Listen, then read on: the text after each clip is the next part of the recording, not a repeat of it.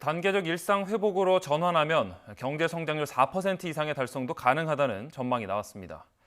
위드 코로나 성공을 위해서는 먼저 실시한 나라들처럼 자영업자의 숨통을 더 트이게 하는 지원과 또 예측 가능한 방역 조치를 제시해야 한다는 조언이 나왔습니다. 보도에 김상우 기자입니다.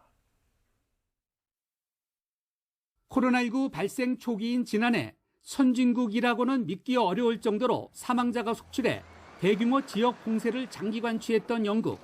단계적 일상회복, 위드 코로나 정책 시행은 매우 신속하고 과감합니다. 올해 2월 입원율과 사망자 수 등 코로나 상황을 감안해서 업종별로 위드 코로나 전환율과 방식을 고지했습니다. 이어 백신 접종률 50%를 넘자 지난 7월부터 사실상 전면 시행에 들어갔습니다. 최근 감염자가 다시 늘고 있지만 오히려 입국 규제 완화 등 일상 회복 정책을 가속화하고 있습니다. 이로 인해 서비스업 구매자 관리 지수가 상승하는 등 자영업을 중심으로 경기가 회복되는 모습입니다. 미국, 호주 등의 경우도 영국과 비슷한 양상입니다. 백신 접종 완료율 50에서 70%대 위드 코로나를 시행하며 자영업자 삶의 숨통을 트이게 해서 경기 활성화를 시도하고 회복되는 분위기입니다.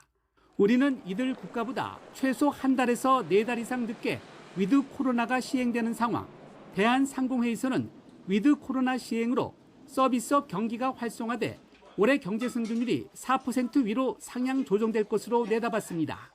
그러면서 위드 코로나의 경제 효과를 높이기 위해서는 방역 단계를 지금보다 빨리 알리고 자영업자 지원을 당분간 더 해야 하며 백신 패스에 대한 국민의 수용도를 높이는 등 4가지 대책이 필요하다고 제언했습니다. 미국 같은 경우에는 실제로 이제 자영업자 지원책을 연장을 한다고 발표를 했어요. 그래서 그런 것처럼 좀 우리도 이런 피해 지원 대책을 계속 유지를 해야 되지 않나. 위드 코로나 정책으로의 전환은 단순한 과거로의 회귀가 아니라 포스트 코로나 시대의 생활 방식에 맞는 새로운 균형을 찾아가는 과정이라고 상의는 보고서를 통해 강조했습니다. YTN 김상우입니다.